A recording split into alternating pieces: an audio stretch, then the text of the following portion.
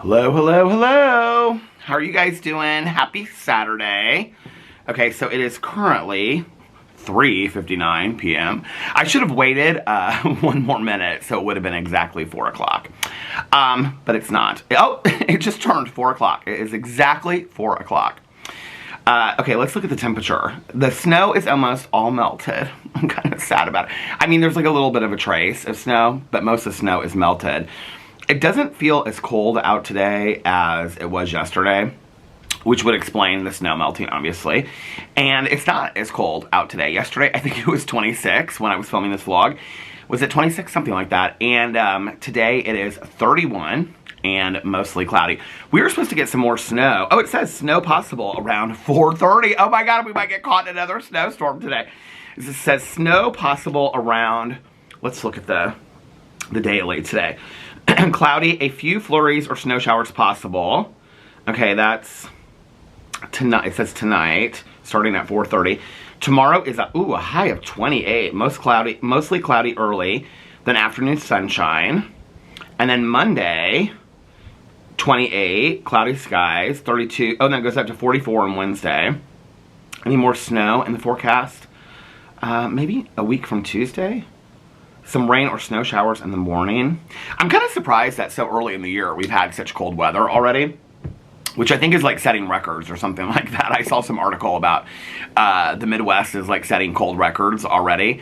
I mean, this is really, really cold for Indianapolis. So this is like January, February weather for Indianapolis. So anyway, how are you guys doing today? I have all of my extras, my accoutrements here. I have my coffee. I just made some coffee in my sobriety cup, and I have the 2 candles that I had out here. The one candle, the Autumn Bookshop, it is completely burnt out, so I have left over the Maven candle, which I don't love, and then I have the Palm Springs Oasis, which is about half done at this point.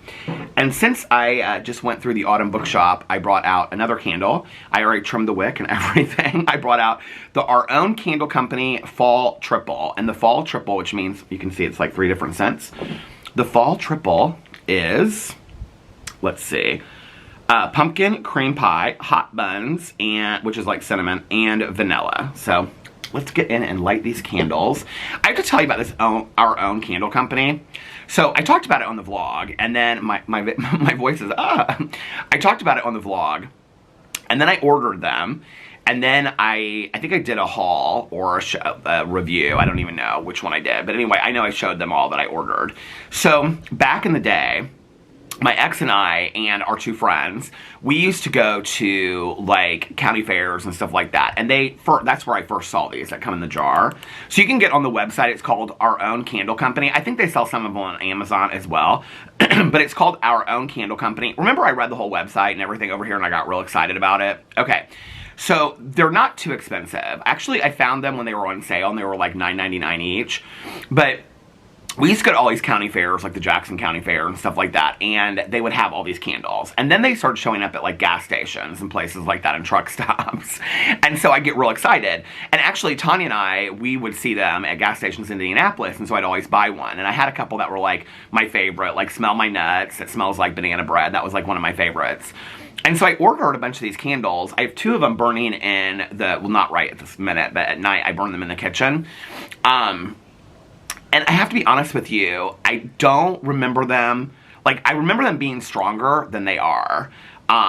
They're actually not as strong as I remember them being. I mean, I have 2 of them lit for like 4 and 5 hours a night, and you can hardly even smell them. But just the other day, I was going through wax melts on Amazon. I bought my last, I'm not buying any more wax melts until the wax melts that I have are almost gone or gone.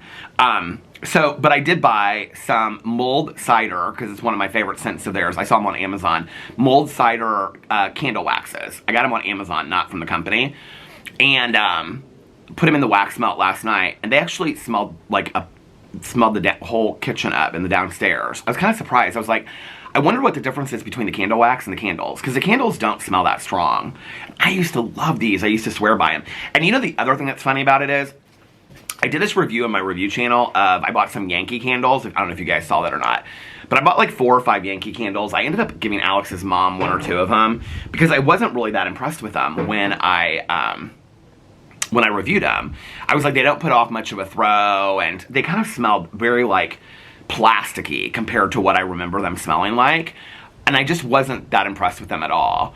Well, this one Yankee candle that I've been burning, I have it in the living room and I burn it at night too.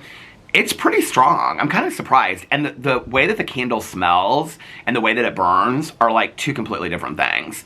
The candle burns like really nice. Like it smells really, really nice. I don't know which one I have. It's not the Macintosh apple, because I think I gave that one to Alex's mom. It's something apple. But I really like how it smells when it burns, and it burns really, really slow too. Like I've been lighting it every single night, and it's probably not even, it's probably a fifth of the way down. I mean, it's one of those big, like, you know, jar candles. So I don't know, like I'm kind of a little bit more impressed with the Yankee candles than I thought that I would be. I also did a review of the individual Yankee candles that I ended up like keeping 2, or I think I only actually kept 1, and I gave Caroline the rest because she wanted them, the ones that I got at Costco. Because she wanted them, and I said, well, let me buy them, and I'll do a review of them, and then I'll just give them to you. And she's like, are you sure? And I was like, yeah. So I gave them to her, and she said that she likes how they smell. And somebody else on here commented and said that they really liked, that they bought them as well, and that they like them. And somebody else bought them, and they said that they were too strong.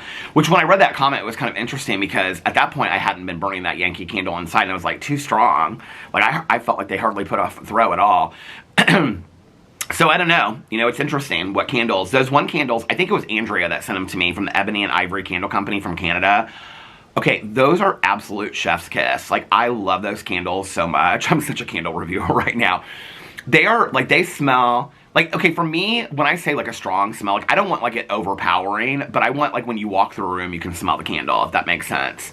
I saw Justin Anderson, the hairstylist guy that's with Scoot. I don't know if you guys know who he is, but he's, like, one of the last influencers, well, he's not even really an influencer, that has remained. He's best friends with like Kristen Cavallari and stuff, that has remained on my Instagram. He's like one of the only ones that I follow. And he was putting up all this stuff that he likes yesterday on Instagram. Is this our mail?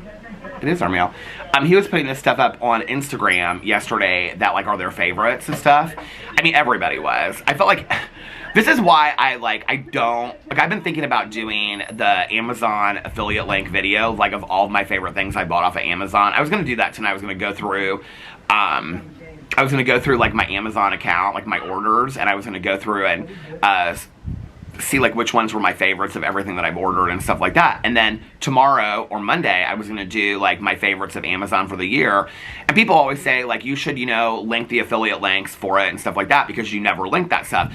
In fact, it's interesting because I think one or two times I've linked Amazon stuff. And the last time I did it, I think it was those Santa's natural candles that I bought. I love those Santa's natural candles. I just bought like 2-3 packs of them. And I swear by those candles. Those are some of my favorite candles. But I wouldn't want to burn them in like June, because they're like winterberry, balsam fir, and I don't know what the other scent is. It's like, they're all Christmassy scents. So I wouldn't want to burn them in like June, but I love those candles.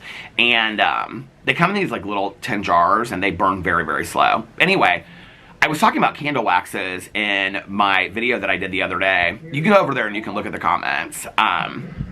What is going on over here? Oh my gosh. Never a dull moment in this neighborhood. Never a dull moment. Okay, so what was I talking about? Oh, this. Okay, so this is where people are like, Peter, you should link things. I don't know what. I don't have a problem with people linking things, okay?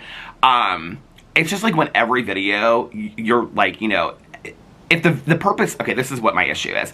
If the purpose of the video is just to link things, not because you're just showing things that you like, or like, you know, hey, how are you? Could you? Max thinks that's Jeffrey. Aww. And he's chasing him. Aww. Could you hear the conversation? Could you hear the conversation? Could you hear the conversation from the truck? No. It was funny. You should walk down there because it's funny with her. He's like talking to somebody on the phone, but he's got it on speakerphone and it's loud and you can like hear it. It's kind of funny. It's cold today. I don't like it. But yesterday you didn't have on that whole hood and everything like that. I know. This is winter. It's winter. Don't you think it's kind of cold for November already? Yes. I don't like it at all. Yeah. I want to go south. Way south. Way south. Way south. I just want him to poop and then I can go home. Poop, poop, poop, poop. Oh, he knows that word. She said I just want him to poop, so he'll go. We can go home. Bye. Have a good one. Okay. I think people they have like a misunderstanding of how I feel about the affiliate links and all that kind of stuff, right?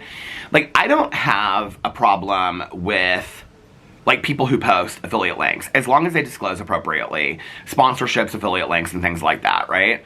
When you read, and I'm not going to make this whole like FTC thing, I've done enough of those videos, people are so bored of them, but when you read the FTC like guidelines, what they'll say is, number one, the reason why you have to disclose is because it's the law, but like number two, they'll say is because you want to be transparent with your audience, right? And what that means, well, I'm not going to get into that. You can watch my 500 videos I made about it. I don't have problems with people. I think people think I have a problem with anybody posting affiliate links. I don't have a problem with anybody posting affiliate links. But if you guys have been on YouTube as long as I have been, like if you've been watching YouTube as long as I've been watching YouTube, back in the day, if people did like, let's just say even if like every third video was a sponsored video, it was like a huge deal. Like, it was a huge deal. People would be like, oh my God, all their videos are sponsored videos. Now it's like we have people that are literally every video, they're like linking 10 and 20 items, not disclosing it. And I'm like, this is just such a cash machine. Like, you're literally making videos just to post affiliate links. It has nothing to, you have no interest in making videos anymore. I think that's the thing that makes me sad, is that some people that did he poop? No, but he wants the mail truck. Aww. I gotta wait till. Go on. He just does not understand. He thinks it's the mail truck, and so the guy that delivers our mail brings him treats. The guy that delivers our mail in the neighborhood is like fantastic, and so it's a white truck that's delivering packages, and so it looks like our mail guy, because he has like a white like van, like SUV. It's not a SUV, it's like a van kind of thing. And so her dog thinks it's the mail guy, and he's gonna get a treat from him, so he won't like walk by there and poop, because anyway. Okay, so now he's delivering packages this way.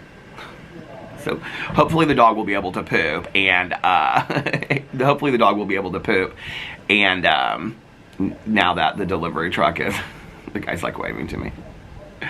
I didn't think it would be so busy out here today, as cold as it is. But anyway, okay, so the affiliate link thing. So I don't have a problem with people posting affiliate links. What I have an issue with is when it's like every single video that you're doing is, I think part of the problem for me is like, okay, when it's every video that you're doing, you're posting 10 to 20 affiliate links, and it's like, oh, well, I bought this candle lighter, you know, and I haven't really used it yet, but let me see how it works. Oh, and it's like a $10.99, you know, candle lighter. It's like then on video you're like, here, let's try it. Well, you know, oh my God, it works so good, you should buy it, when it doesn't work at all, you know? It's like that kind of stuff. Or they'll say that they're their favorites. They'll do like an Amazon favorites video, and there's like, and listen, this is not targeted towards any one person. I mean, there's literally like, people send me videos all the time of people that I don't even know that do this. I mean, I've probably in the last 2 months seen like 30 or 40 different people. I mean, half of them I don't even know who they are that do this. And they'll literally be like, oh my God, I just ordered this and I used it one time last night. It's already my favorite. I don't know. It's just, for me, it's like, and so I'm a little hesitant sometimes to post things that I really like, because I'm like, well, you know, I don't want it to be all about the money, because for me, to be in all honesty, it's a big turn off for me when I watch somebody that I really, really like. If I watch somebody that I like, and like every video they're doing that, like, that's a big turn off for me. So I brought this whole thing up because I was talking about Justin Anderson. Justin Anderson is not somebody that pushes a lot of products. He just doesn't. He has codes sometimes and things like that. But by and large, he doesn't really push a lot of products. So I'm, to be honest with you, more likely to buy something when he does push it or have a sponsorship or a code, because I know that that's something that he really believes in. And if it's something that I'm interested in, then I'm like, yeah, I'll give him my money, you know, like, let him have a little percentage off of it. He seems like a nice guy, you know, and whatever, versus just like whatever, like, you know what I mean? So he posted this candle last night, and it was like this Ralph Lauren candle. It's $150, but it was half off. I think it was 40% off, but it was like $75.99, which would be half off. So it was 50% off. It was like $75.99 or something like that. I almost bought it. I was like, you do not need a $75 candle, okay? When you have boxes of candles in there, you do not need a $75 candle. But yeah, like, okay, so here's the thing. So I don't have issues with people that do affiliate ad marketing or sponsorships. I mean, I do sponsorships. I post affiliate links from time to time. It's when it's like everything you do is about, unless you're like, oh, that's what I do is affiliate marketing, right? Then that's pretty transparent that that's what you're doing, right? But it's when it's like disguised around, I just love all these products. And so I'm kind of, to be honest with you, I'm apprehensive sometimes to do those videos. I mean, I'm almost to the point where it's like, if you can't beat them, join them. Because I'm like, it's like nobody really seems to care. Like whenever I do the affiliate videos, people are like, why does it even matter? So many products that I use, like, I mean, I could do it with everything, like my Caddis reading glasses. I just bought a brand new pair of Caddis reading glasses. I don't love them, but these I do love. I just don't love the color.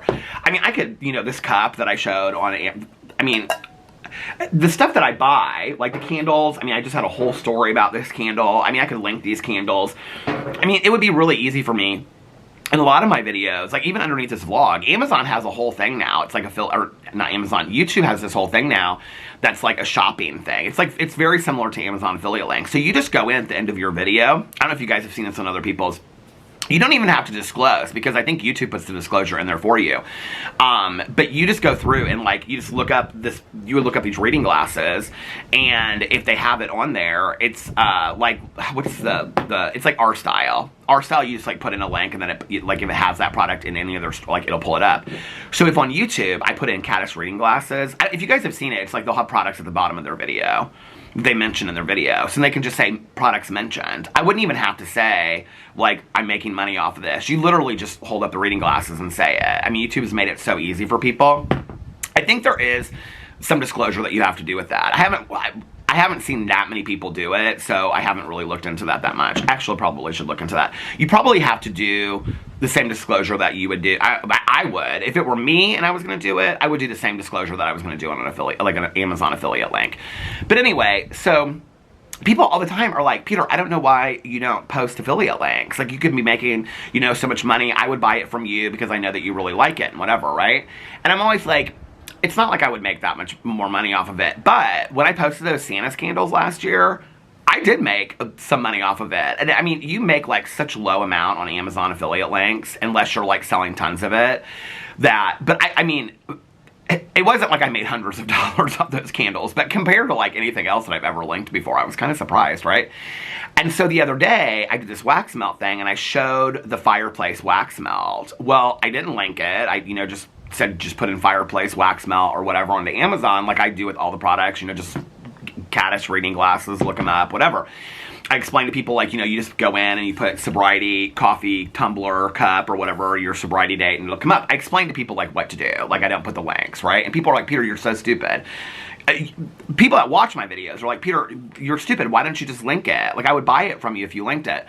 Well, on that wax melt candle video, I think it was a review, I showed the fireplace wax melt thing that I have inside. And underneath it in the comments, it's literally like every other comment. Somebody just said, I just ordered this on YouTube because of you. Or Amazon because of you. I just ordered this on Amazon because of you. I just ordered this on Amazon because of you. Which I thought was kind of funny. I was like, I should have linked it. There's no reason not to, But I also, it's a fine line for me between then, if I link one thing that I love, and I don't know, let me know what you guys think about the affiliate links. Do you not care, like, when people do it? Like, for me, like I said, if I was watching somebody and, like, for that would have been very natural for me. I don't even know why I didn't think about it, to be honest with you. Where I'm doing something, I'm, like, showing a candle, and I just am like, like, listen, I use this lighter, like, in every candle, like, you guys should buy it, and whatever. Oh, she's holding it up. She's so proud. Good job, good job. Aww. But like, it would make sense. Like, then if I did a candle video and I showed this lighter and I was like, you can get this lighter. I didn't get it on Amazon. I got it at the gas station. But like, if I showed it and I was like, and my link is below and I'm going to make money off of it if you purchase from that link and whatever, right? Okay. So I've been wanting to do this video where I put like all the favorite things that I bought off of Amazon in like the last year. Like the things that I repeatedly buy, which sadly, one of those things would be dog food, because a lot of the things that we consistently bought off there were dog food and dog treats. When I was like, I went through the other day, because I was looking for the Christmas blanket. That was 2 nights ago when I was looking for the Christmas blanket to complete. So I bought this fleece blanket, for the end of our bed to go over the comforter. Remember I told you yesterday, I think I said it yesterday, that it's supposed to come between the 6th and the 7th. It just came today. I took it inside and I opened it. Alex goes, what did you get? And I go, our Christmas bedding is completed. I can now put it all up. And he goes, what is it? And I go, it's our fleece. It's very cool. I'll show you the bedding when it's all done. But anyway, so I don't know why it came today. I was kind of surprised. But I was looking it up the other day, and so I went into like, when I was looking into orders, you know, I was looking at like, you know, some of the things that I had like ordered. Anyway, so I wanted to do this video where I did like my favorite things that I bought for like the last year, and link all those things underneath there as like an Amazon affiliate link. But even then, like, I feel kind of like hesitant to do it. And like, whenever I say it to people, are like, why would you not? Like, you buy so much stuff from Amazon, you stand behind the stuff that you buy. I mean, I'm not a BS artist. Like, I will, you know, get in a video and be like, yeah, I can't stand, like the Yankee candles. I just turned around, and I mean, if you watch a review, I did not like them in the review.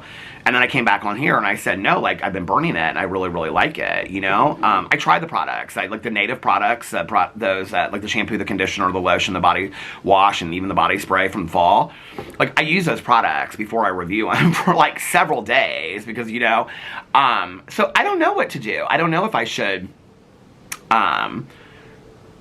you know, it's interesting because last year I started to say that I was going to start linking stuff. I said I was going to start linking stuff. And like the candle wax warmer would have been a perfect example of me like linking something that I use, because I do. I use it every single night, right? I just think it's because like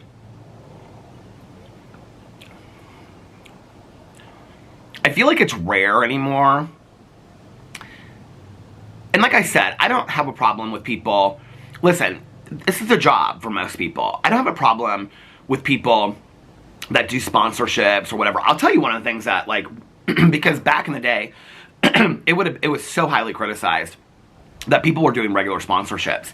Now what I see is that somebody will do a video, and the video will be like 14 minutes long, okay? And then they won't disclose that it's a sponsorship. This is like a drama video. Why am I talking about that? I should like talk about this in a drama video, not over here, so I'll end this real quick. But when I'm watching a video, and it's just like I'm watching it like for research or something, right? To do a video about something, and like they don't disclose that it's a sponsorship. They don't disclose underneath in the description box that it's a sponsorship. So what irritates me about that, I think people think that it irritates me about the influencer. What irritates me is I feel like they're being disingenuous to their audience. Like, I feel like they're scamming their audience. That's really how I feel about it. And so when I look at that, and I'm not talking about like a one-off mistake, or maybe even 2 or 3 times. I'm talking about when they consistently do it, okay? You know, and there's warnings sent out and things like that. We all get the same emails from all these places. I get all the emails from Amazon that says, like, this is what you have to do, and blah, blah, blah. Everybody gets those emails, right? So when you see it and it's consistently done, and then, like, on top of them linking, like, it'll be like, my favorite Amazon links, and then you go in, and, like, it's also sponsored. And they're like, and this is sponsored by, and I'll tell you what's really interesting is when it's sponsored by, like, some product that is sold on Amazon, okay? Because I get those emails, too, of, like, some Amazon store that's selling something. I mean, at that point, then you're getting an affiliate link, and you're getting paid to do the sponsorship on top of a video that you're linking 30 things, and you're not telling anybody that you're making any money about it. And people are like, well, people should just assume. Well, a lot of people don't assume, you know? I mean, would you assume that about my videos? I do link things sometimes. If I'm getting paid for it, or it's an affiliate link, I disclose it 100%. So if I'm just holding up something in a video and I link it underneath there, like Caddish reading glasses here to get it, it's not sponsored, and it's not an affiliate link. So no, I don't think that you should assume that, you know? So I don't know, like, for me, it's kind of like, I don't know, like, what to do with it. Like, so anyway, I was looking into, like, writing down, like, each of the products. This is even, like, where I put so much thought into it. I'm like, this is so stupid, right? Because I watch these videos and I'm like, they'll literally open something and they'll be like, I love this product. I'm like, you've never used that product. You can tell you've never used that product. And they're like, oh my God, I love this product. This is my favorite product ever, right? And they can tell they've never used it before, or they've never used it in a past video. And so I'm literally going through like my Amazon orders and I'm being like, which ones did I order more than once? I don't know. Like, I need to just get over it and just do the the affiliate videos. You know what I'm saying? I need to, because there are a lot of products that I really, really like, and not just on Amazon, but other places too.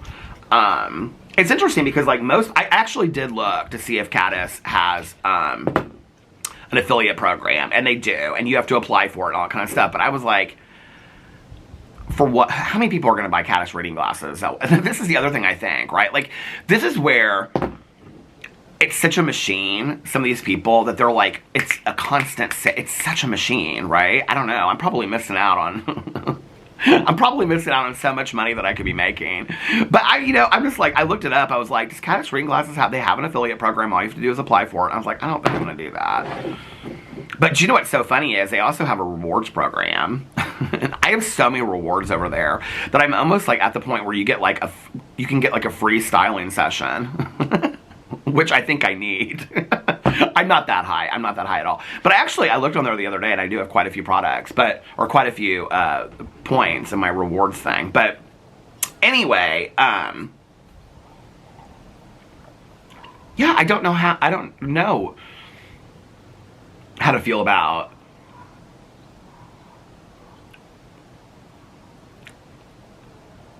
I think it's not just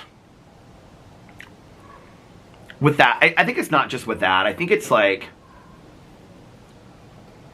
I'm still very reminiscent of,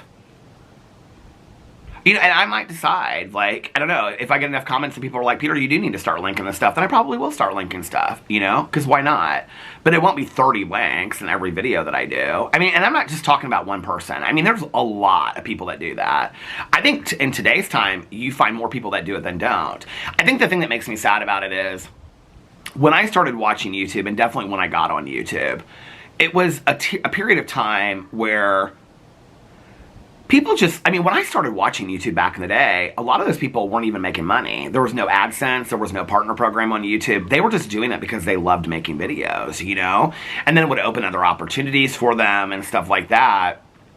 And then I think when people realize that you can start making money off of YouTube, and then it turned into this kind of thing, and and there's nothing wrong with that. Like, YouTube is my job, and I love it, and I feel blessed that I get to get up every single day and do something that I love, right? But then it's sponsorships and collaborations, and then it becomes not just one sponsorship every once in a while, but like every video that you're doing is sponsored, or that, and then it becomes so saturated, and then it's and now, like, I was talking to somebody the other day, and honest to God, this is what they said to me. I said, and this is like, nobody that's like on YouTube or anything like that, but they're like, I really want to build my TikTok. And I was like, you have a TikTok? And they're like, yeah. And they're like, this is like somebody that I know, like my personal life. And they're like, I really want to build my TikTok, because if I build my TikTok, then I can start selling a lot of stuff over there, because people are making mass amounts of money on TikTok. Well, first of all, that's a misconception. A lot of people are not making any money on TikTok whatsoever. TikTok doesn't pay a lot for your views. You have to get a lot of views. Like the Michaela Nogueiras and those kind of people, and probably the Jeffree Stars are like, they're probably making good money off their views on TikTok. But the person that's getting one viral TikTok and then the rest of their TikToks are getting like 1,000 views, they're not making a lot of money off TikTok, So that's the first thing. The second thing is the shops. Like, I've known people that have like tried to sell stuff, and it's like, you have to sell a lot of that stuff to make a lot of money. And so when I was having this conversation with the person, they were asking me, like, they're like, well, you do like make YouTube videos and whatever, and I was like, yeah. And they said, well, I want to do TikTok. I really want to build my TikTok. And I was like, oh, you have a TikTok? And they're like, yeah, I really want to build it to sell things over there, because the TikTok shop stuff is going crazy. And my first thought was, how sad is that? That, like, when I started my BookTube channel, because I loved BookTube. I couldn't not be, I had no idea this is what I was going to talk about when I got on here today. But the camera stopped. I'm a little worried that, because I started later today, that it's already 4:29, that it's gonna get dark before that I'm gonna have to move over in that chair, which is totally fine.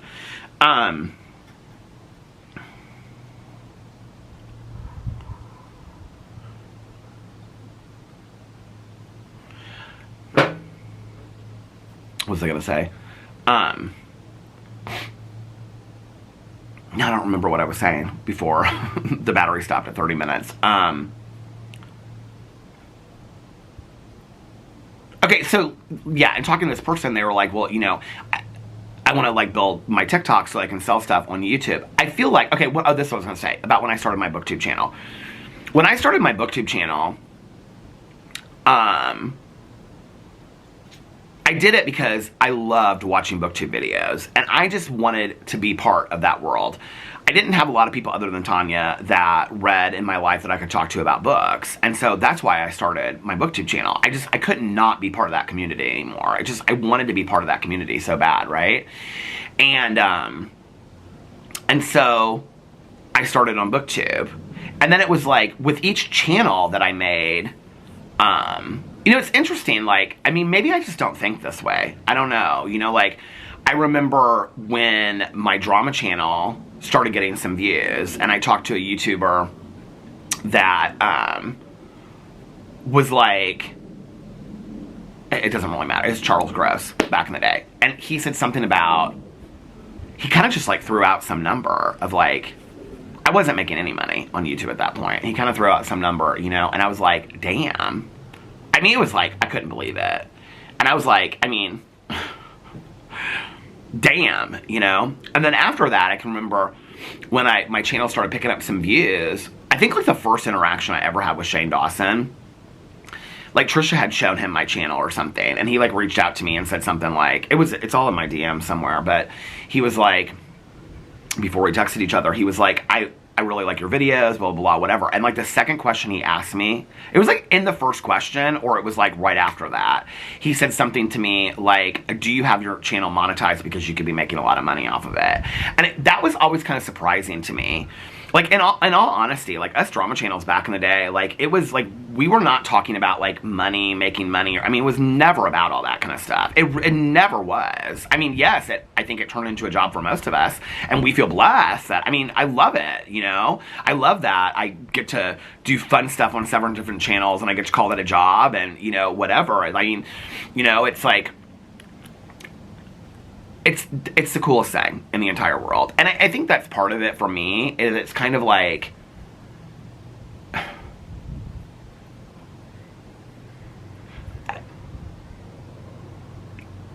when people back in the day that I really loved watching, and then it became, like, you could see they were really passionate about what they did, and they loved doing it. And then it became just kind of about the sale over time.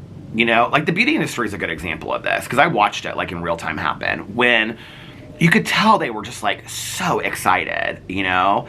I mean, I could talk about Jaclyn Hill for days about this. I mean, Jaclyn Hill, you could tell in her early videos, I've watched enough of her early videos to know, and I wasn't even watching her back then. She loved doing makeup. She was really excited about makeup. Now, I'm not saying that any of us have to stay doing the same thing that we were doing 20 years ago, at all. No, there's no reason. You know, just get on one day and say, I'm just not as excited about doing makeup anymore, you know? But she loved doing makeup. You could tell that she loved doing makeup. Girlfriends of Alex's that I'll meet, I'll be like, you know, did you ever watch beauty influencers on YouTube? I don't ask them really this anymore, but back in the day I did, and they'd be like, they never really watched the Jeffree Stars or the Toddy Westbrooks or the Manny's or the Lauras, but Jaclyn, they always watch. And they'd be like, oh, Jaclyn Hill, I learned how to do makeup from. They loved watching her. I mean, I've had so many people come up to me and say that, right? Well, I think what happened over time was that Jaclyn, she started realizing that she could get collaborations and sponsorships, and she could make a lot of money off of that and things like that, and that's what happened, and now she sells all affiliate links. But it's like, where's the passion about it? You know, I think that's the thing. I'm not saying that that's a bad thing. I mean, the whole world is driven by money. I mean, we're aware of that. I don't think that makes her an inherently bad person. You know, I think that's the thing that people, they misunderstand when I'm talking about it in my drama channels. It's like, that I'm kind of like indirectly saying that these people are bad people. I don't think they're bad people. I think that they've lost I don't even think that they're necessarily 100% driven by money. I think if you sat them down, I think they're probably, a lot of them, making less money now than they were making 5 years ago. And I think that they would say, this is my job. But then you've lost passion for a job that you were handed. You know, I was watching Real Housewives of Beverly Hills. Alex and I watched all of the Housewives. Was that last night? We were watching Real Housewives of Beverly Hills. And that, that Bozeman St. John, who I absolutely love, and she was like the director of marketing for like, I can't remember her, chief marketing executive for like Netflix and some other places, and Pepsi Cola and things like that. And she said, she's telling a story about how she was sitting in this meeting, and whoever she was talking to, like the chief executive officer or whatever, was saying, like, you haven't really like met your goals of where you're supposed to be at for the year or whatever. And she was like, she knew in that moment, we're not talking about, it was about money or how many bags she could buy or how many houses she could own. Her house is gorgeous, by the way, and it's decorated. When I talk about let your soul live out and like the clothes you wear and the things you have surrounding you, like her house is that. I mean, it is so cool. She's like, you can tell all the artwork on the walls that she has and stuff that she loves. I mean, she's just such a cool woman. But anyway, she does these like workshops now that are called like How to Be a Badass or something like that. But she's talking about this moment that she was sitting in this office, and this guy was telling her, the chief executive officer was saying to her something about like her numbers didn't match up or whatever. And she was like, she realized in that moment she was no longer happy doing what she was doing. And the question she asked herself is, how do you pivot from this? I actually wrote it down in my notes, like, how do you pivot from this? Because if you ever get to that point, like, you have to ask yourself, where do I go next, right? Like, what do I do next? I think at times on YouTube, when I've gotten a little bit like disenchanted or whatever, I've started a new channel, you know, or started a movie club, or if I got a little stale or a little bored or whatever, it's like, start a movie club, start a book club, do this, you know, whatever. And Mel and I right now are in a lot of talks about, like, what are we going to do with the True Crime Book Club to, like, kind of revitalize it, revamp it, re-excite it, things like that. Mel and I are talking a lot about that right now because we've been doing kind of the same thing for 5 years, and it's like, okay, we need to take this in a new direction. So, you know, I think that's a good question. And I think what happened to a lot of YouTubers is that they realized that they already had a platform, and then TikTok came along, and then that was a medium for them to go to that, and then TikTok started selling stuff. And so, then it became just about the money, right? And then it's like, I already have this platform. This is, I think, what bothers me, right? Is where it's like, well, I already have this platform, which translates into an audience, which translates into you watching somebody's video. So when somebody says a platform or an audience or whatever, and I've used those words before as well, but what they're really talking about is that one individual person, you, sitting out there watching their video, okay? Well, when the sole purpose of their video is to sell you something, then they truly have become QVC. I loved QVC back in the day, but QVC wasn't lying about what it was, okay? You turn on QVC, I think it's still on, right? Like, my mom wanted those Diamonique earrings so bad from QVC. I bought her one year, you know? I mean, you turn on QVC, you know what you're getting. You're gonna get sold some shit, okay? But if QVC came on and it was trying to be a Lifetime movie that had paid placement all over the place and 50 links underneath it, the movie, trying to sell you all this stuff disguised as a Lifetime movie, you'd be like, well, wait a second. Am I watching a Lifetime movie or am I watching an ad? That's what it feels like to me, if that makes sense. So I haven't really gone over into the direction because I think when I've watched some people that I've really, really loved, you know, like, I think that I should do a whole drama video about this. I think that Jaclyn Hill, I probably will do a video about this week. I think Jaclyn Hill is somebody that is very passionate about a lot of things in life. I think that her passion is something that could translate to other areas. When you watch her videos, or especially like her Instagram reels and stuff like that, if you watch them, I mean, she's constantly showing stuff about like her husband cooking in the kitchen or her candy drawer. That candy drawer alone that she has were like for her movies and stuff like that.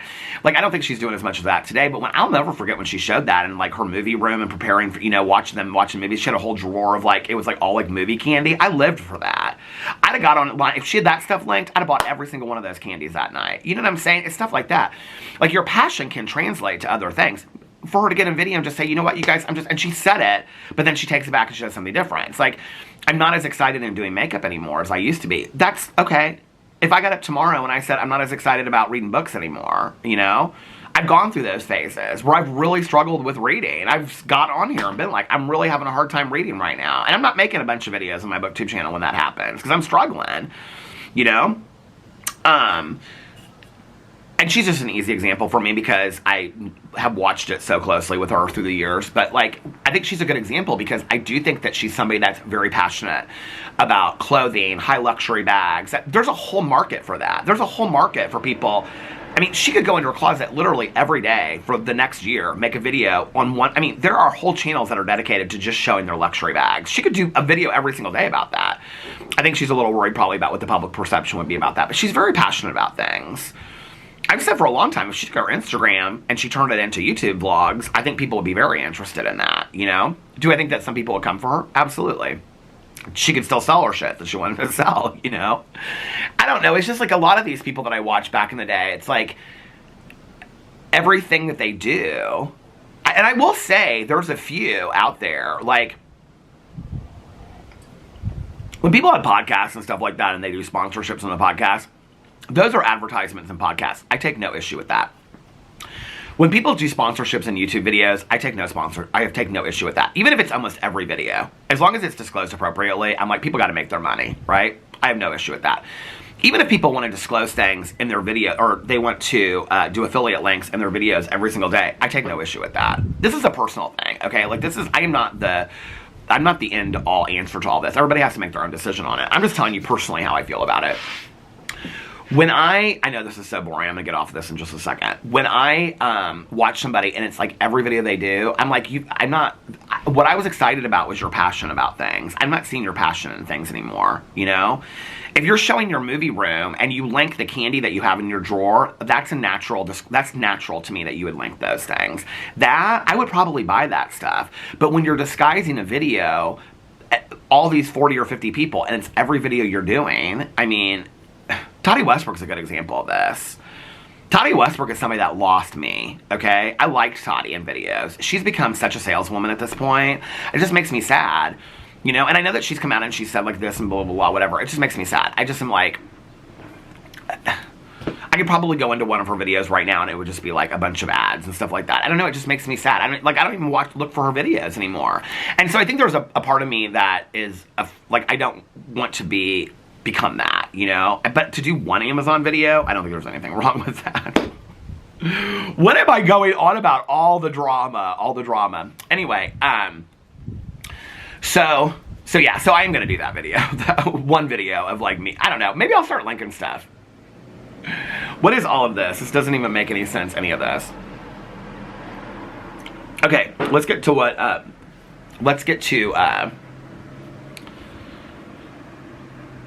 the stuff that you guys really care about, which is all the TV shows. Okay, so last night Alex and I we watched Real Housewives. What order do we watch them in? Salt Lake City, New York, and Beverly Hills. We watched all three of those, and then I was really, really tired, and so I said I was gonna lay down for a little bit. He is inside right now, and he is watching, this is kind of surprising me, he's watching Christmas Netflix movies. We like went through them, like which ones I want to watch with him and which ones he doesn't want to watch. So he's watching, it's one from a couple years ago, I don't even remember what it is. But I was like, no, I don't want to watch that one. And so he's watching that right now. We actually slept in really late today, both of us. So last night we watched Orange County. Not Orange County, it's over. We watched Housewives. And then we had House of Villains left to watch. And I said, can we just watch that tomorrow? I said, because I want to lay down and take a nap. So I laid down and took a nap. We started watching our TV shows early. So that was at like 9, I think, I lay down. And I slept until 11:45. I slept so deep.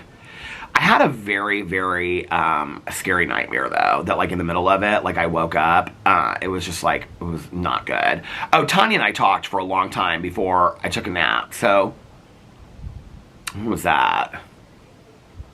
I was telling Tanya about stuff that, I mean, we had talked throughout the week, but I was, like, we were talking more about, like, what the doctor said and whatever, and she was like, I've been worried about you, you know? I'm like, and so she was like, you know, what do you need from me and stuff like that, and as your friend, and I love when, you know, don't you love when you have relationships like that where you ask those people, like, what do they need from you and stuff like that, and they ask you the same thing. I love that. I think the problem is I don't really know what I need from people. You know, Alex is asking the same thing, like, when you're going through this, like, what do you need? I don't know what if I knew, I think I probably would try to do it myself. I don't really know what I need from people going through this, you know?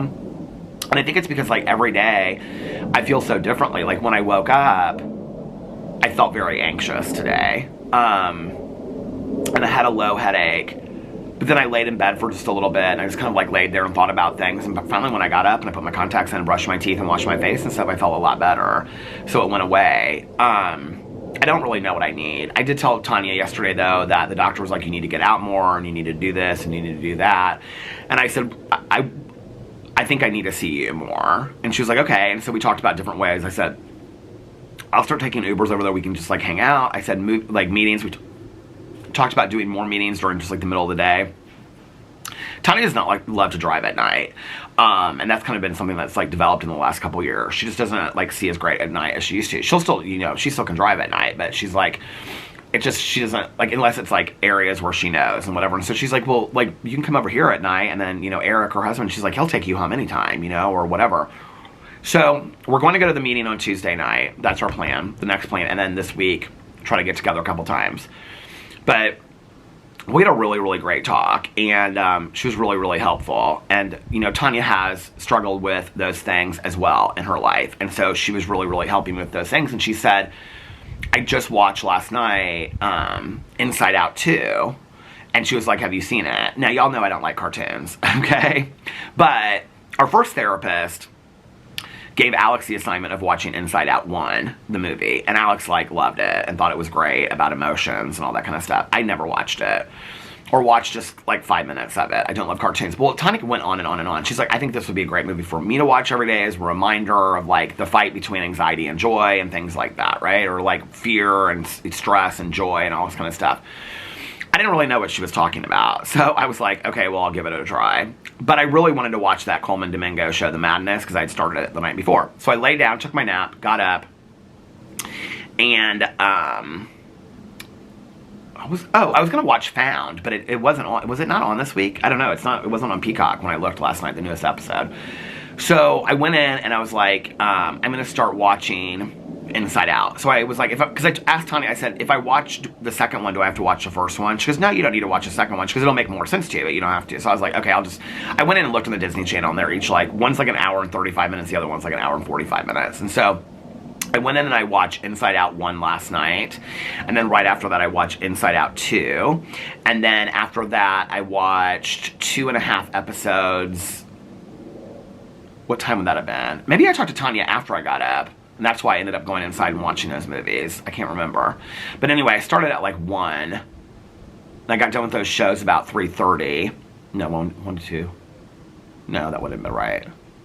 Started about 12. And I got done with them about 3:30. And then I watched 2.5 episodes of that show, The Madness, which is fantastic. I don't want to ruin it for anybody. So basically, I'll just give you the synopsis. It's about this guy that rents a house. It's Coleman Domingo from Fear the Walking Dead, and I think he won an Academy Award this last year and whatever. Tanya said that role he played was fantastic. He was so good in it. But he is like a reporter for CNN, and he like witnesses a murder, and he gets framed. But it has it's so much deeper than that. It's so much about, like, racism, and, I mean, it is, like, political. It's really, really deep. It is so well done.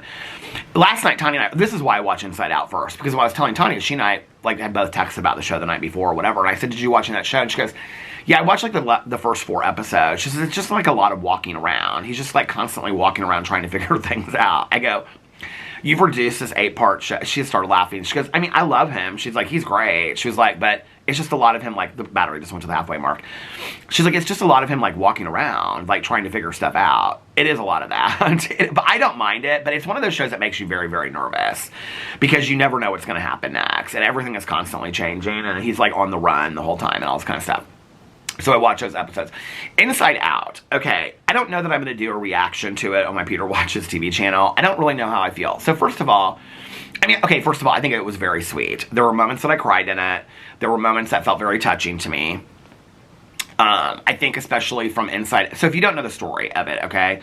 Inside Out is about this girl named Riley. And it's about her life with her parents. And she lives in Minnesota. And I think the first one is, like, from birth to, like, 11 years old or 10... I think it's 11 years old. And so there's, like, this... It's interesting because I kind of think this way about God. Not necessarily about emotions, but about God. Like, there's, like, this room, you know, where... So, basically, for each of us, there's, like, this headquarters, right? Where we like make memories, store memories, core memories, things like that. And then there's a character for like Joy is like the main character. It's played by Amy Poehler. And then fear, sadness, anger. I think those are the first four from the first movie. And then they like have to like, they're constantly trying to like control like her like life and wanting her to be like enjoy all the time and stuff like that. And so it's really about Inside Out 1. I don't really know how to talk about how it affected me without talking about what the movie's out. The movie's been out for several years, so I don't. If I ruin it for you, stop this part or fast forward or whatever. It's really about what Joy realizes is that sometimes you have to recognize sadness and go through all of your emotions to be able to find joy again, to rebuild. Like it's constantly like rebirth and rebuilding, right? But you have to sometimes go through sadness first. Like you have to be willing. They're like so afraid constantly that sadness is going to get in the way of her joy, that they like don't want her touching the memories, because if that memory turns to sadness, and it'll forever be a sad memory. But what Joy realizes is that sadness plays a very prominent role in how we make our decisions in life and how we change and grow and things like that. And so it's really about the acknowledgement of feeling your feelings, feeling fear, feeling anger, feeling sadness, and all those emotions are really important. I've had so many people talk to me about this movie since this movie came out. Alex loved it. Tanya loves it. All these people I know love it. It was good. I cried at parts. I don't know that I had the same reaction to it that everybody else had to it. I don't know. You know, like, give me a Oscar acting, like, performance. Like, that'll put me on the floor crying, right? Like, Geraldine Page and Trip to Bountiful or something like that. You know, but it was good. It was really good. So then I turned around, like right when it was done, I started watching the second one, which Tanya told me was about anxiety. So the second one is about, and I won't ruin it because it just came out this year, but basically the first one's about these like four emotions that like are constantly running Riley's life. The second one is she's now, I think she's 13 now, and this happens like right at the beginning of it. And there's an introduction of new emotions. And the new emotions are like embarrassment. Anxiety is the leading emotion. Ennui. There's one more. I can't remember. But they're like, envy.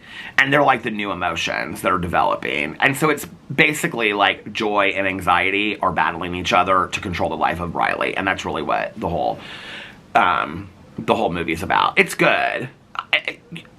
I mean, there were moments at the very end where I was like, I mean, Tanya went on and on about this movie. I was like, there were moments at the end where I was really like there's this one scene, I don't want to ruin it for anybody that hasn't seen it. There's this one scene at the end where she, like, Joy puts anxiety in this chair, and it's like, you need to take a break. And it's like, so, it was like, it was like, I mean, it was like in my face. Like, I needed to hear this about anxiety and, like, what you can control and can't control. It was good. I'm glad I watched them, you know? I'm glad I watched them, and the first one, when I was watching it, I almost was kind of like, I don't know that I think right now is the right time for me to watch this. Like, I am so full of all different kinds of emotions that I don't know that right now is the time for me to watch it. When I got done with the second one, I really felt that way, like, halfway through the second one. I was like, yeah, I'm like... It was interesting talking about, like, how the mind comes up with all of these different fear scenarios and of anxiety that could happen, and that the role of anxiety is to protect you from all of the possible negative outcomes that could happen. I mean, it's so interesting the way that it's shown. And, like, in that part, I'm like, where she's, like, coming up with all these different things that could possibly happen, I'm like, this is literally my mind, you know? In any situation, whether it had to do with Boo Radley or my health or, you know, just going into winter or whatever, it's like, that's how my mind works. And so that's the scene where Joy is like, you need to take, she, like, hands her a cup of tea, and she's like, you need to relax and take, and she's like, we only can control what we can control. And I was like, oh, damn, like, how many people have I heard that from in my life? So it was good. I watched those movies last night. That was good. Lit my candles. I felt pretty good last night. I did. I felt calm. I felt relaxed. Yeah, I had this, like, really, really horrible nightmare last night when I lay down and took my nap.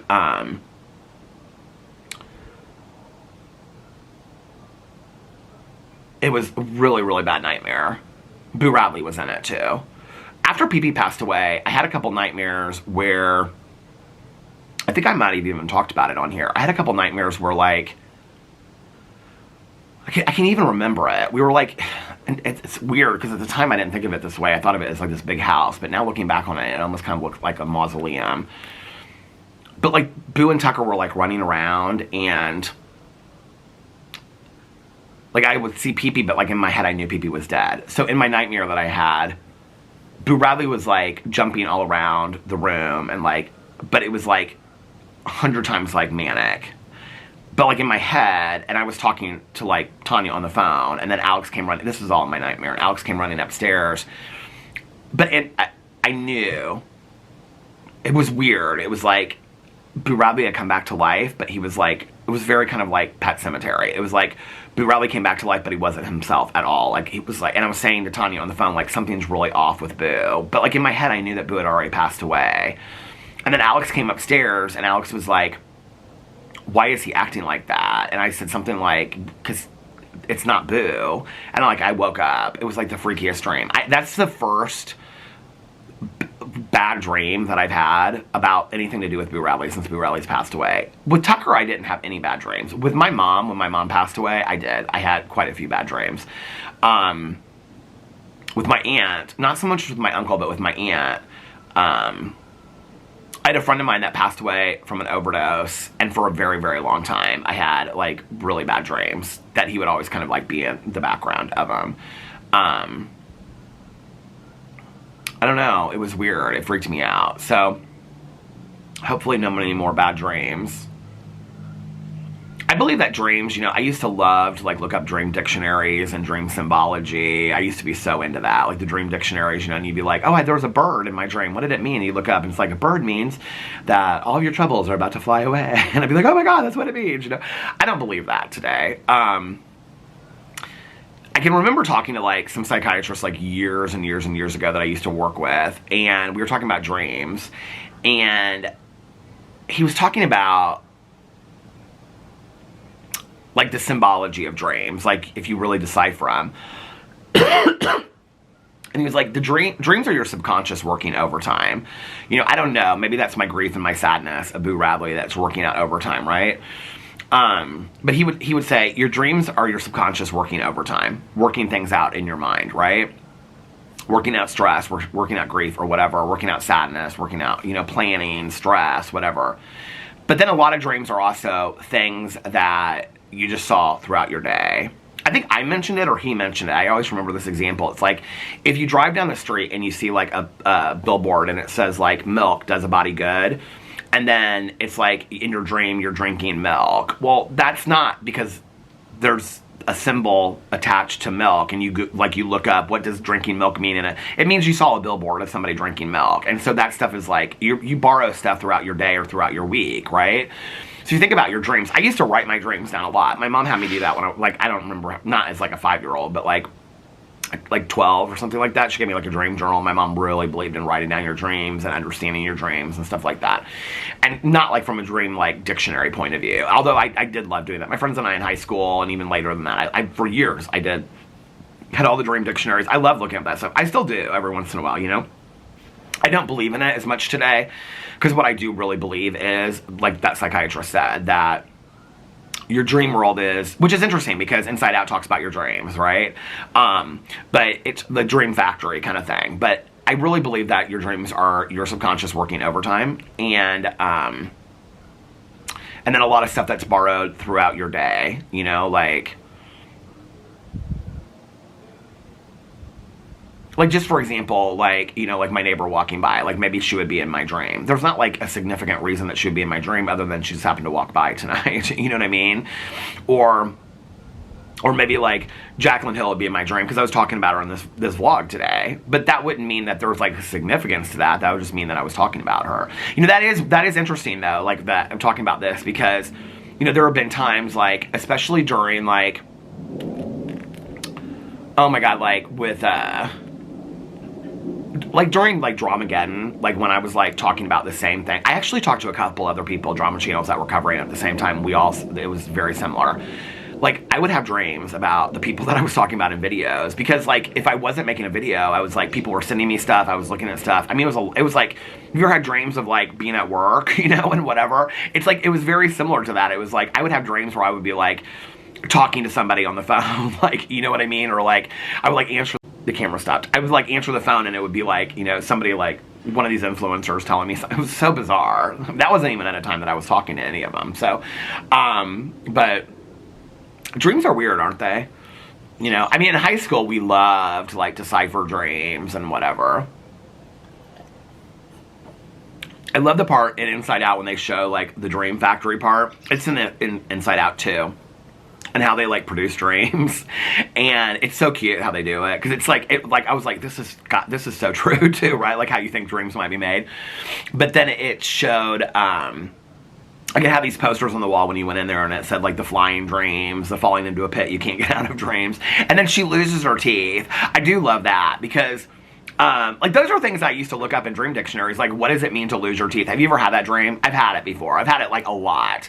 Not a lot recently, but I would say in my past, I used to have it quite a bit. When your teeth just kind of crumble out of your mouth in your dream, like, they don't, like, you pick one out, and then you're like, what?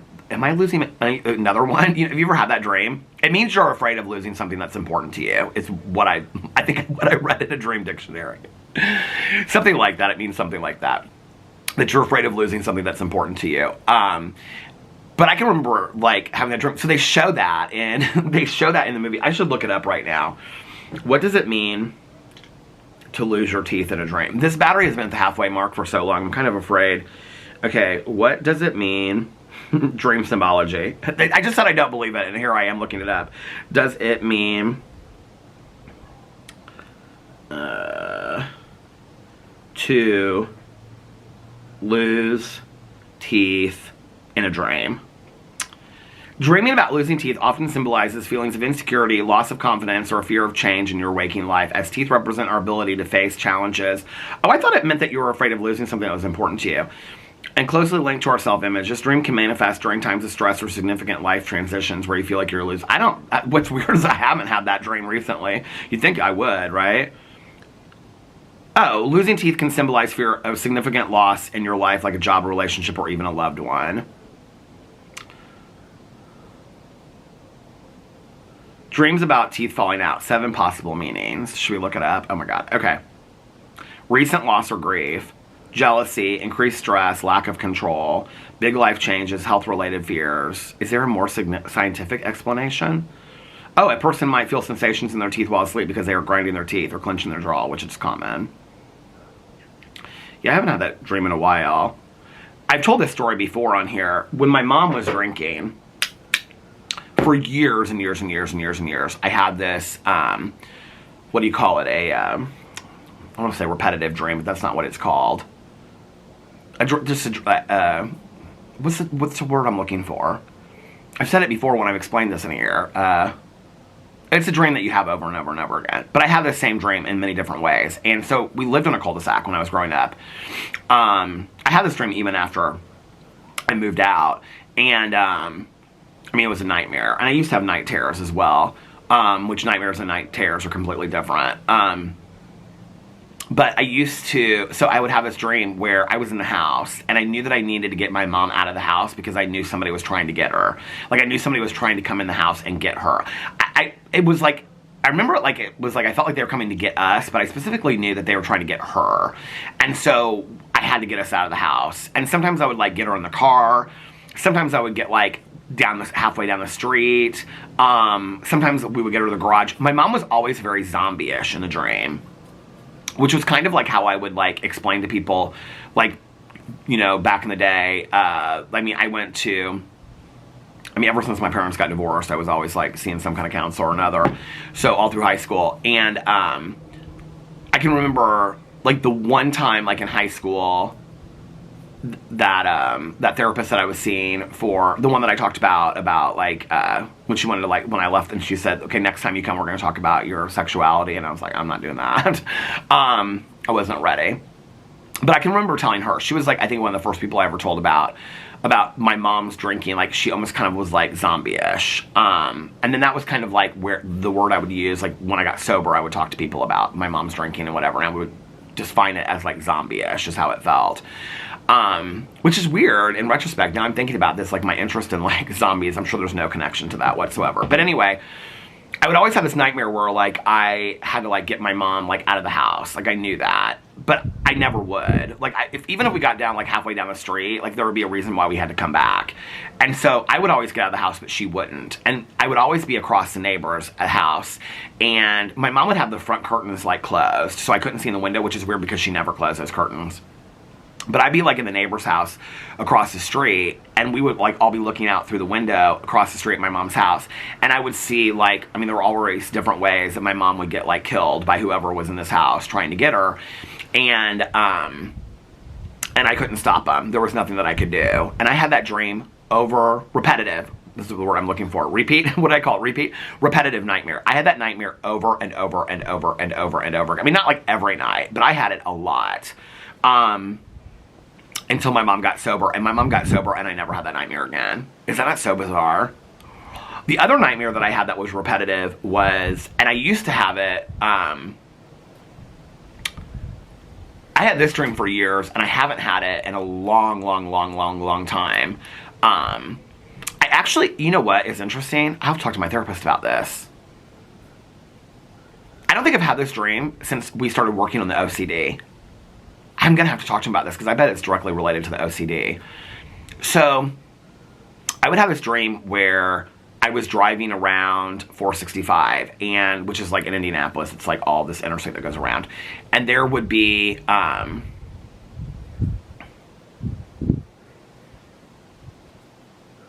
trying to think of like when I did last have that dream. Anyway, there would be this one exit that I knew that I had to go down, and it would be so steep. And, I mean, I had this dream from, like,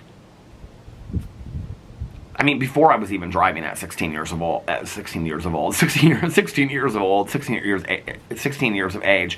I had this dream where, like, there was this one exit that I was, like, afraid to get off because, did I have it that early? I don't remember when it started, honestly, now. The one with my mom I had for, like, a long time, but the other one where I was driving on 465, it was, like, this exit I had to take, but the exit just, like, went straight down.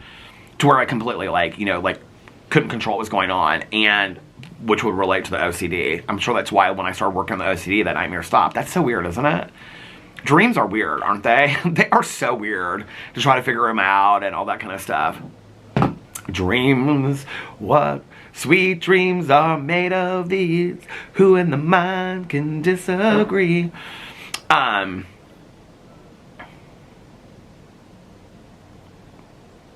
They're unloading stuff. Somebody just showed up to Grandma and Grandpa's house because they're unloading all their suitcases. Tonight, Alex and I will probably watch House of Villains. I want to finish that Coleman Domingo show, The Madness, and then I don't want to start over there. They're unloading all kinds of bags. They're staying. Looks like they're staying for a long time. And then I don't know what I'm going to watch next. Maybe Chernobyl, because so many of you guys said I should watch Chernobyl. So that's probably what I'll watch next, unless Alex and I watch some movies tonight or something like that. He's very much, though, like, on his, like, rom-com watching shows, right? And he's, like, binge-watched, like, 4 shows this week. It kind of cracks me up.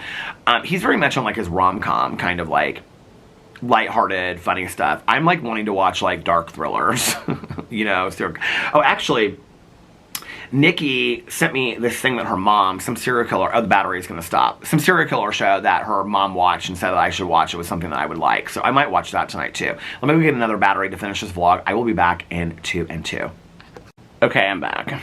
I almost moved to that chair because I was like, I wonder if it's going to start getting, like, really too dark out here. But then you guys like the candlelight. So I can move the candles all around me. I can be like, woo! I went inside to get the battery. Alex is, like, all curled up in the chair with a blanket and everything. And there's Snuggie on.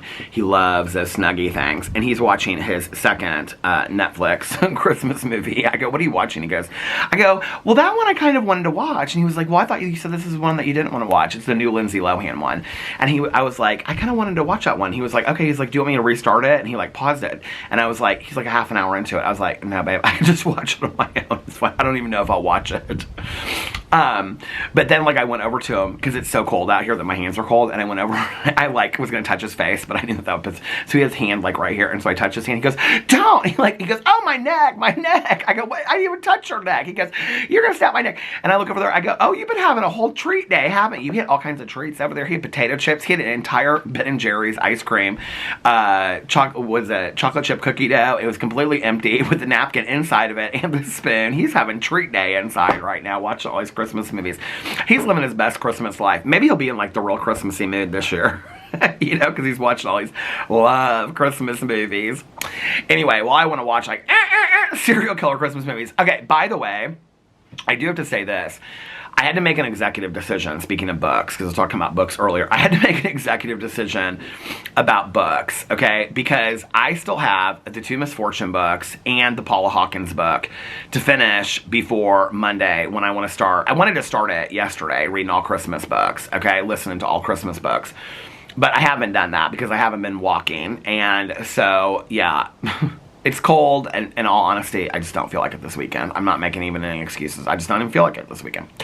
So, and I was going to film a bunch of videos today, but I was like, I'm just going to relax. So tomorrow I'll film videos after we get back from brunch, and there's a couple videos that I want to film, and then Monday we'll go into it all fresh on Monday. But as far as the books, okay, the one book I do have to finish before Monday is the Paula Hawkins book, okay? Actually, let's do this while I'm sitting here talking to you right now. Kid is riding his bike. He's all bundled up in his coat and stuff like that. So what I'm going to do is, I'm not that far in Baskets and Beignets, the Misfortune book. So I am going to stop the Misfortune book. We will put that on hold for a second. What is this book called? So Thirsty by Rachel Harrison. Dean Koontz, The Forest of Lost Souls. Okay, I actually added another Christmas book. Oh, I'll tell you guys about this because I won't have time to tell you till Monday. Hold on a second. Let's go into my library. I have all these Christmas books that I bought. Okay, where's the Paula Hawkins book? Because that was the November book for Peter's Book Club. Paula Hawkins, here it is, 10 hours and 16 minutes. The Blue Hour. Tani hated it. But I'm gonna start it tonight. And then I'm hoping to finish, I'm going to read half of it tonight and half of it tomorrow. This is my goal, so I can have it done, and then Monday I can start all Christmas books. Christmas mysteries. Okay, it's, hold on, I'm like downloading it. When it gets done downloading it. I used to do it a lot faster. Something with Audible changed. When it gets done downloading it. And then in January, when Christmas is, well, 26, when Christmas is over, I will, is it snowing again? It is flurrying a little bit. When Christmas is over,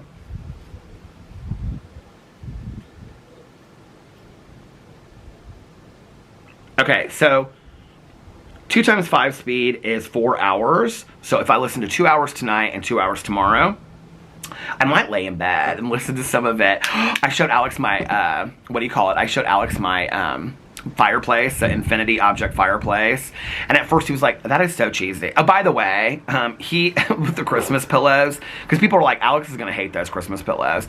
At first he was like, he started laughing, he thought they were so silly, and then he was like, no, I kind of like them. He was like, they're kind of cool, they're kind of different. I was like, see, I knew you'd like them.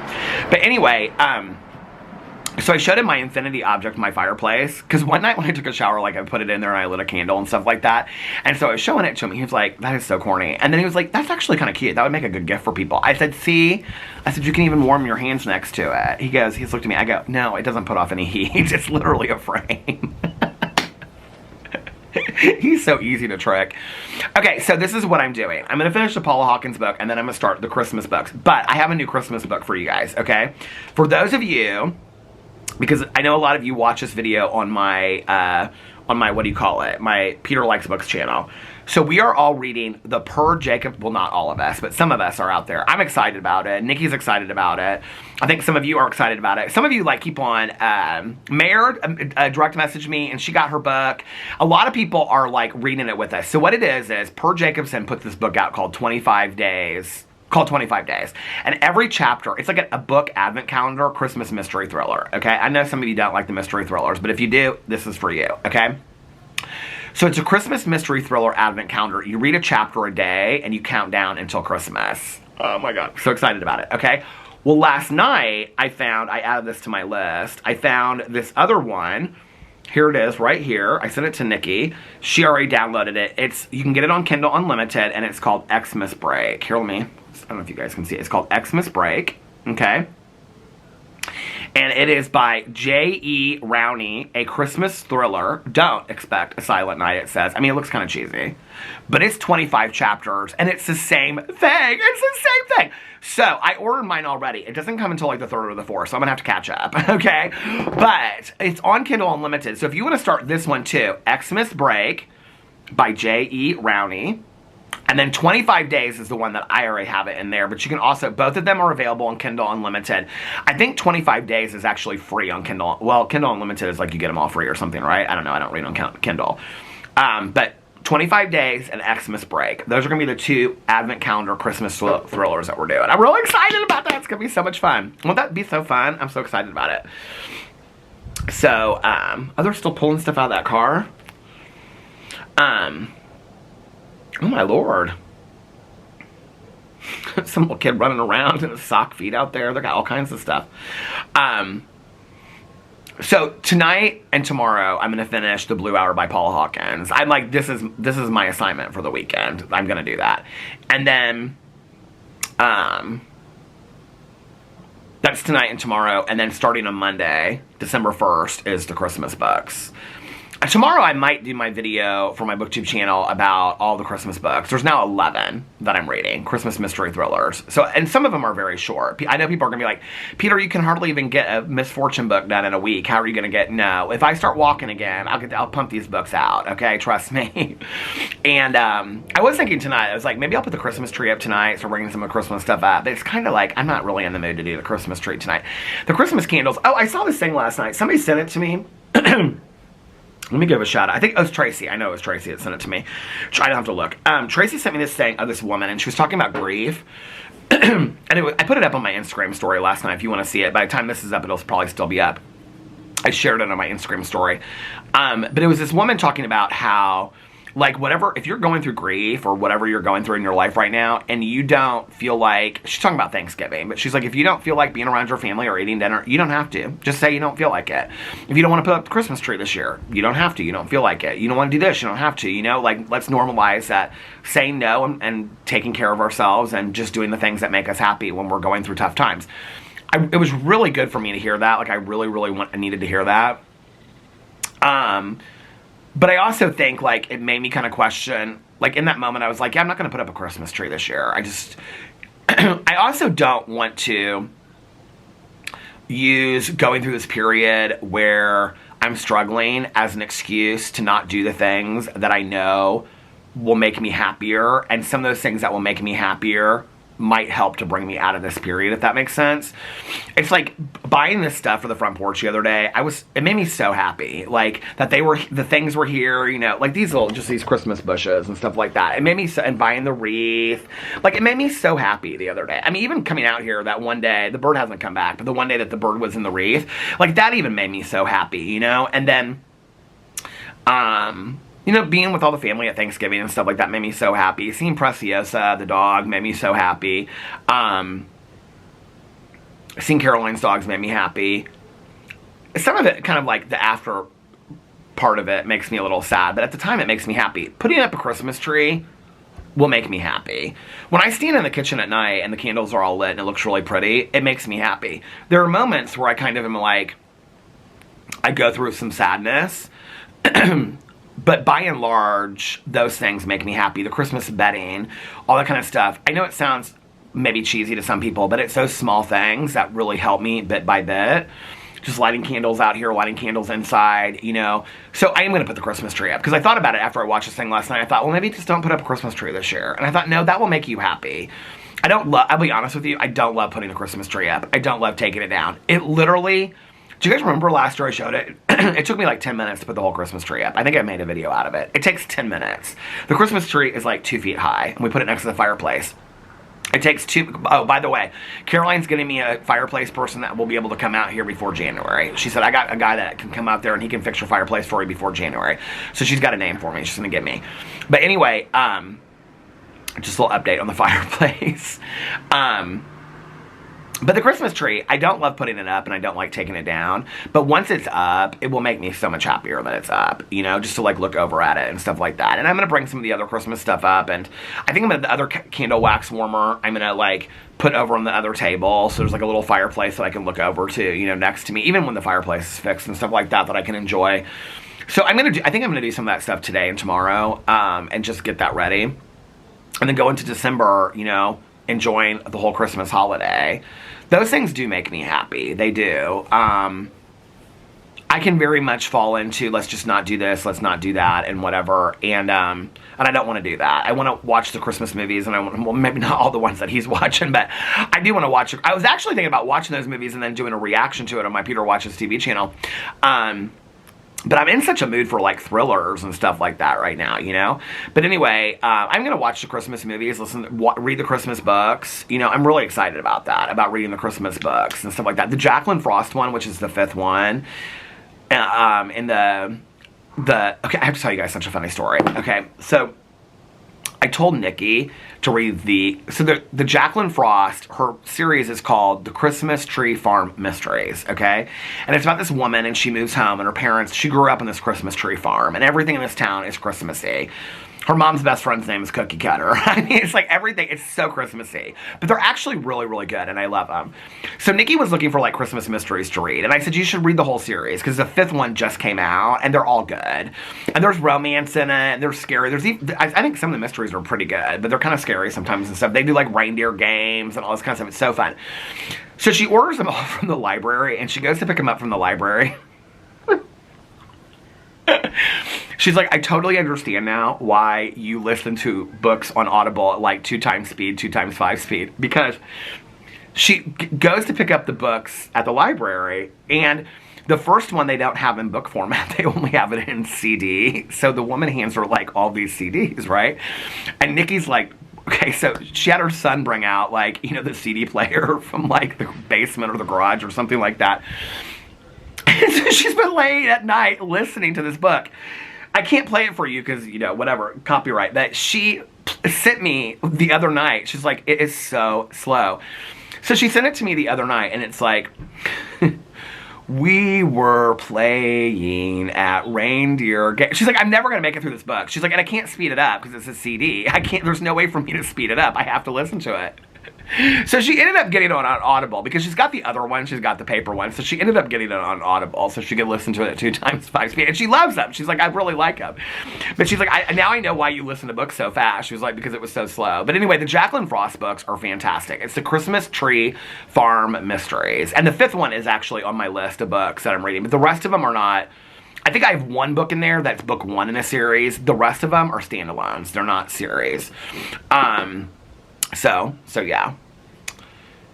Pretty excited about that. It's beginning to look a lot like Christmas everywhere you go. What are they doing out here? So this is my pool crew lady, and these are her. They look all the kids like are kind of like dressed up or something.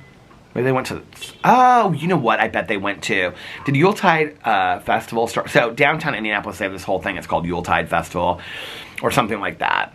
I bet they like all went to something like that. The lighting of the Christmas tree, which was not the Christmas tree, it's like the Soldiers Monument, and it, like they just put all these lights on there to look like a Christmas tree. Here, I'll show you if you want to see the Christmas tree in Indianapolis, because I know somebody that posted it. Hold on a second. It's beginning to look, you know what, I'll just like look it up. Indianapolis. Why are my glasses not opening? Okay. Indianapolis. Downtown. Downtown. Na na na na na na na na na na na na na na. Do you guys remember that song? Christmas market. There was a downtown Christmas market? No, it's in Carmel. Circle of Lights. I mean, it is really pretty. Oh, look, this is like how world's tallest Christmas tree came to be. Okay, I guess it's the world's tallest Christmas tree. I don't think so. I think that's what they used to call it, though. That's what it looks like. That's downtown on the Circle in Indianapolis. But that's like an old picture. I'll show you what it looks like now. I'll be Indiana's largest Christmas tree. So this is what it looks like. So the monument's on the inside, and they just put these lights up. Everybody goes down there to, like, watch it be lit. They light it the day after Christmas, or Thanksgiving. Circle of Lights, is that what it's called? At Skyline, the Skyline Club is the club that goes around. Here it is. This is a good picture of it. So this is what it looks like.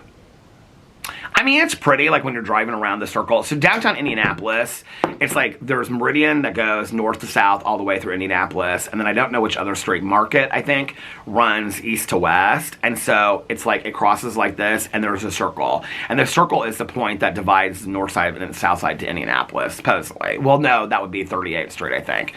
But the circle is like downtown, and the monument's in the middle of it. And so you can drive all, when we were like in high school, we would like go downtown and drive all around the circle, and, you know, my friends would cruise guys and stuff like that. But that's where the Christmas tree is. The thing is, it takes 20 seconds and everybody's downtown, and then it takes it takes forever to get back to the north side because of the traffic and stuff like that. So I haven't done it in years and years and years.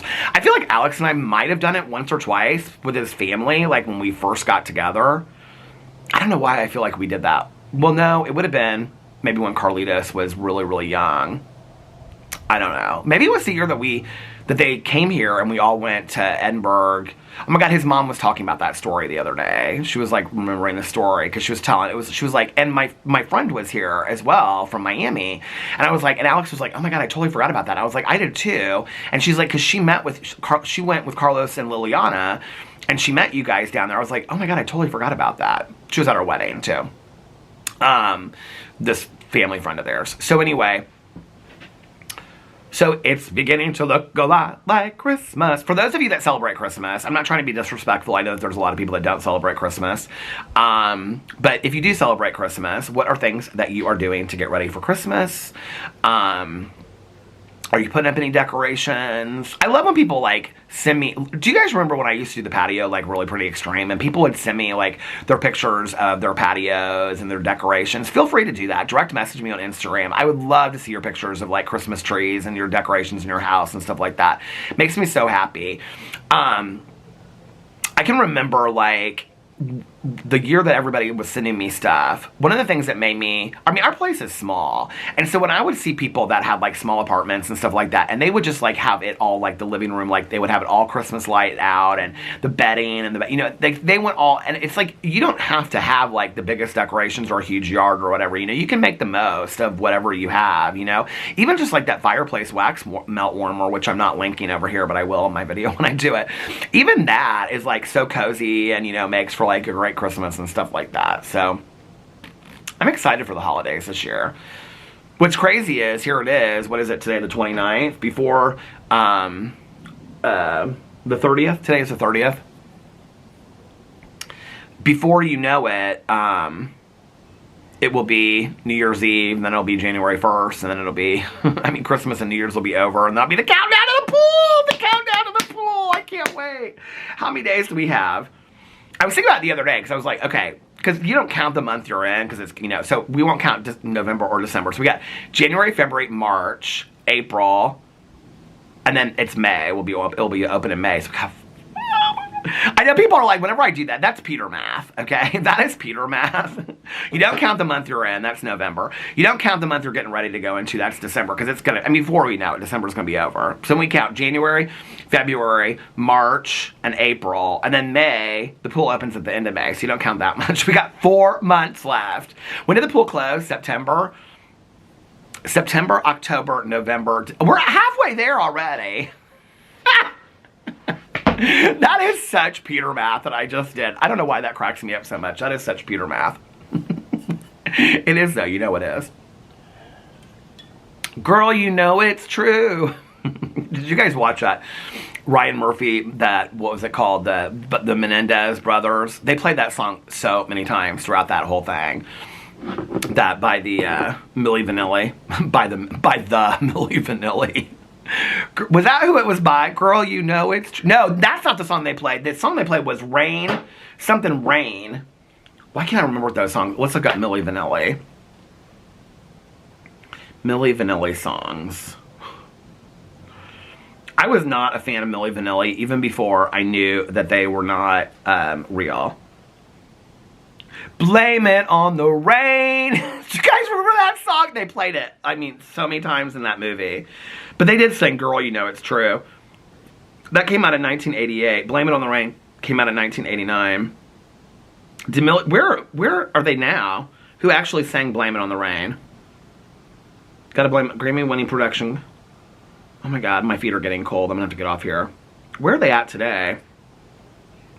Milli Vanilli. Today. Did you guys see the thing where they try to like... Where are they at today? Milli Vanilli are hotter than ever right now. What the hell is going on? Well, because they played that song in that movie. Where are they at today? Where is Milli Vanilli now? Oh my God! Pilates went on to battle addiction and died in 1998. I did not know that! That is so sad! Of an accidental drug overdose. But Morvan, now 58, he is 58 years old, soldiered on. He lives in Amsterdam with his family and has fully embraced his association to Milli Vanilli. Alright. That is so sad! Oh my God, I didn't know that. Aww. My neighbor's here getting the mail and she's talking on the phone. This is my pool crew neighbor. She can't hardly even get the mail out of her mailbox. Oh, I didn't get the mail today either. I went to go get the mail. This is getting real dark out here, isn't it? Dark, and it's gonna be a dark and spooky Christmas. Oh my God. Should I even tell you? I came up with a new book idea. And as I'm telling you this right now, I don't even remember what it was. I was laying in bed the other night and I was like, and I hardly ever get on my phone when I'm laying in bed. It's kind of like one of my rules. But I was laying in bed the other night and I had this idea for a book and now I don't remember what it is. Let's look and see what it said. Okay. Christmas books. No, but I did come up with a Christmas book idea. Oh, I have a Herb Baumeister video coming. I outlined a whole Herb Baumeister video. See, I did put on here, where do I pivot next? Because I love that she said that in the Real Housewives of Beverly Hills. Like, where do I pivot next? When you're having, like, in moments of change, where do you go next? Where was the book? The book idea. Oh my God. It's about a kidnapping. And about this girl that nobody knows who she is, or even if she's missing. And then it's about these two psychics, and they're a mother and son. It'd be like a cozy mystery, kind of. But a mother and son, think Elsbeth, okay, that cozy mystery. And it's a mother and son psychic duo that solve all the murder mysteries. And so they are, like, the mother, one of them can see, like, sense the feelings of the person. I think that's the mother. And the son can sense the events. What did I put on here? One can sense feelings, the other is the event. And I put mother and son on here. That was my idea for a cozy mystery. 2025, because listen, I sat here last year and said I was putting movies and books and all kinds of things out, okay? And none of that happened. None of it did. And, but you know what? Things come and things go. And you know what? I'm not beating myself up for the fact. I really, like, I have that whole, I got so much put together for that book, to put together that movie. Like, that's going to happen one of these days. It didn't happen this year, but it's going to happen one of these days. So, but 2025... You know, I said the other day, it's weird, like, when I say something and I'll say, like, I thought it was, like, writing, my next thing was, like, writing a book, but that's, where do I pivot next? I was like, but I don't think that's it. But then, like, as soon as I said it, I was like, no, I think that is it. I think that I'm going to start a cozy mystery series, maybe 2, in 2025. Coming to you on Amazon.com, fully linked. Because it's my book. Why would I not link my own book? Anyway, okay, I'm getting off here now. It's cold. I don't even know how long I've vlogged, but it's getting, here, let's blow out the candles.